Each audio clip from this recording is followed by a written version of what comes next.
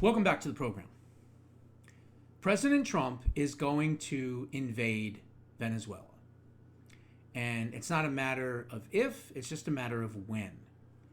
And the reason is because he has to. He has no choice. You cannot stop these drug cartels without wiping out their operations. Simple as that. And he just said it earlier today, if you can listen. And we'll be starting to stop them by land also. We'll be starting to stop them by land also. The land is easier. The land is easier. But that's going to start very soon. We warn them. Stop sending poison to our country. And that's going to start very soon. Now, why? Why do we have to do this? Well, because killing these people in these narco boats is not enough. And quite frankly, it's not even really doing anything. Now, it makes good headlines and we all say, yeah, great job, you're killing these narco terrorists. There are thousands upon thousands upon thousands of boats that go out every week, every month. We've hit 20. Great. I'm glad we did. It's 20 that won't deliver drugs to the United States of America. But are the cartels really scared? Are they stopping their drug routes? They're not. Let me read you a little story. It's called Deliver or Die. Inside the drug boat cruise, ferrying cocaine around the world and to the United States.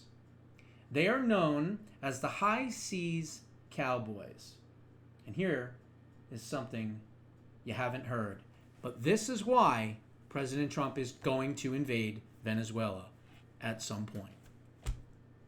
Cali, Colombia. They see themselves as the cowboys of the drug trade. Highly experienced crews that ferry narcotics on small boats across the open seas, running on a mixture of bravado, skill, and dreams of massive paydays.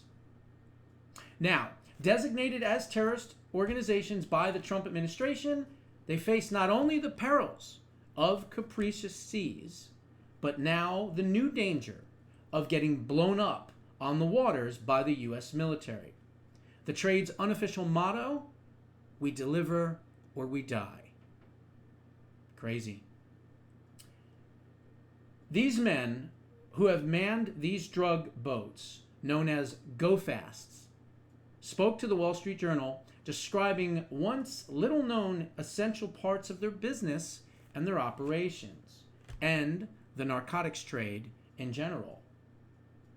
They run drug cartels and these drug boats with as much as $70 million of cocaine on deck on these sleek, 40-foot long, really powerful and very fast boats.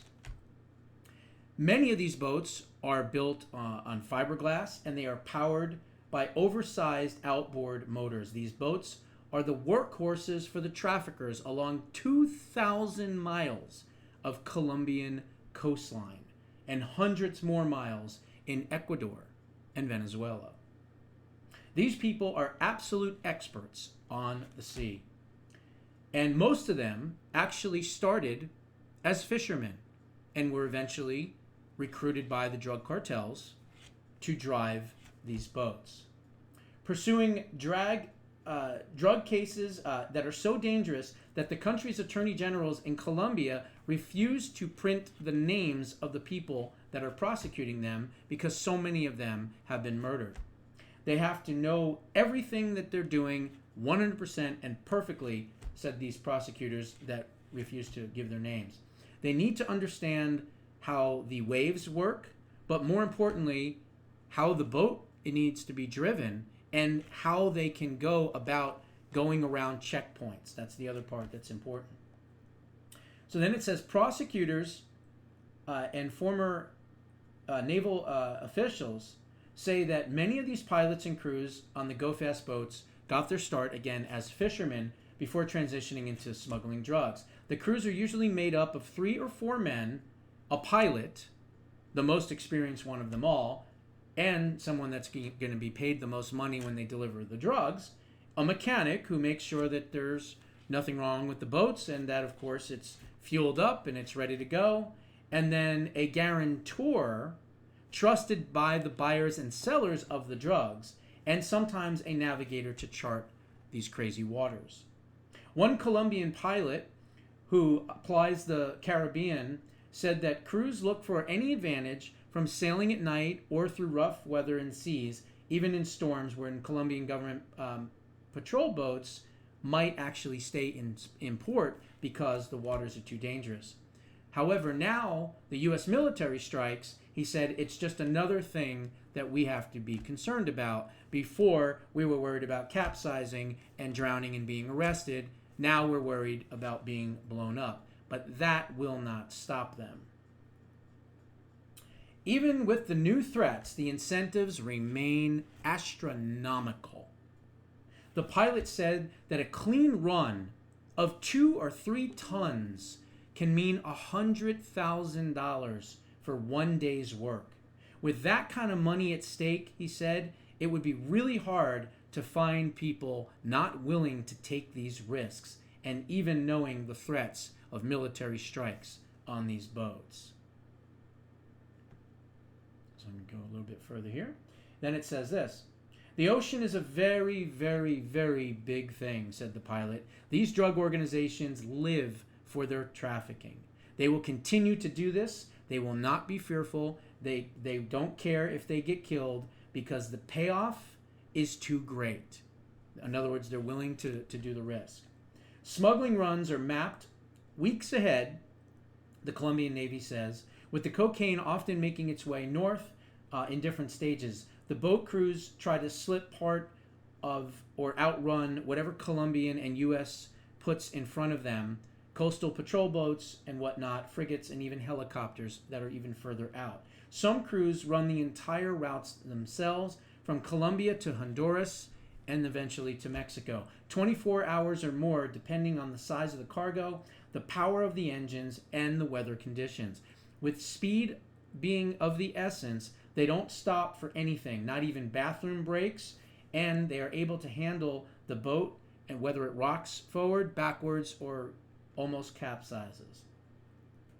In other words, in their strategy, the crews sometimes toss tightly wrapped bundles of cocaine into the water marked with brightly colored buoys or even hidden GPS beacons so that other crews can then go and retrieve them. Another involves a meeting at a fixed point in the open ocean, with smugglers using geolocation to find each other. The cocaine is then passed from one vessel to the other, which it then embarks north. A drug boat crew member who operates in the Pacific Ocean describes such a rendezvous to us.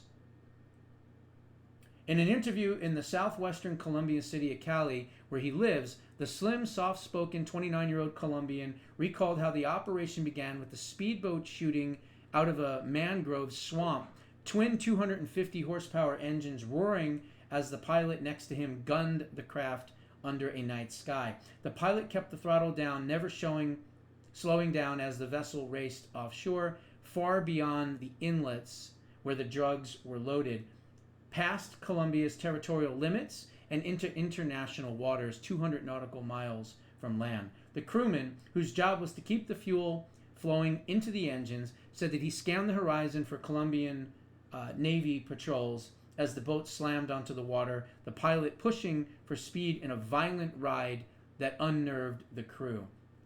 Traveling that fast is not easy. I try not to pay attention to what's happening, he said, and the waves were absolutely huge. 12 hours later, the craft idled ever so briefly until what counter-drug officials call a narco-submarine appeared and stopped alongside it. The boat is then 3 crewmen then transferred a half a ton of cocaine worth $12 million on the street onto the semi-submersible. Skimming along the water, the new craft headed north to Mexico, with its eventual location and destination being in the United States. The 29-year-old said that he earned $10,000, good money in Colombia, but far below what the pilots would normally pocket. He said that he was unlikely to ever see those crew members ever again.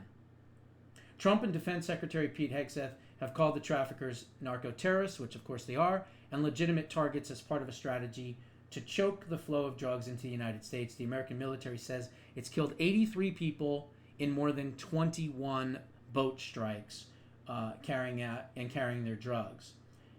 If you're a narco-terrorist smuggling drugs in our hemisphere, we will treat you like we treat Al-Qaeda, Hegseth recently said. The crew members are a link in a production and a supply chain that includes an array of workers from drug crop farmers to cocaine lab workers, enforcers to middlemen, a web of subcontractors paid by the load. It isn't a hierarchical system. Crew members like the 29-year-old are more like freelancers, young men recruited to make a quick buck to do a job. Now he is being asked to make another crossing. He is spooked, though, by the airstrikes, but he hasn't ruled it out. It does scare me a little bit, but I'll definitely do it, especially with the money that they're paying me. So the bottom line is, these boats are running massive amounts of drugs and cocaine and who knows what else, fentanyl and everything else. And these drug cartels are buying, with the money that they're making, more and more of these boats. And these boats have been running unabated, just completely allowed to go across the seas to all these different countries and deliver all these drugs pretty much at will. All the time, every day, every week, every month, every year, for who knows, probably since the 1980s or even 70s, maybe even longer than that, okay? And the appetite for drugs around the world in the United States is obviously pretty huge because they can never get enough of it, and that's why these drug traffickers are continuing to do what they're doing. So when you blow up 21 boats, congratulations, that's wonderful. You've killed 83 narco-terrorists. That's great too. But there are thousands and thousands and thousands of boats running constantly, drugs all around the Caribbean, all around the Pacific, and of course coming into the United States. That's why President Trump and our military is absolutely going to go on land into Venezuela, perhaps maybe Colombia, perhaps maybe Bolivia, perhaps maybe who knows where else, and they are going to destroy the drug cartels on their own land in their own operations. They're going to bomb their fields. They're going to bomb their cocaine fields. They're going to bomb their distribution centers. They're going to take it all out. Now, when is that going to happen? I don't know. But I just told you my reasons why. Because of the running of drugs on the seas. If you can stop the distribution centers, then there's no more drugs to run on these boats. Those are my thoughts. What are yours? Put them down in the comments below. We'll see you in the next one.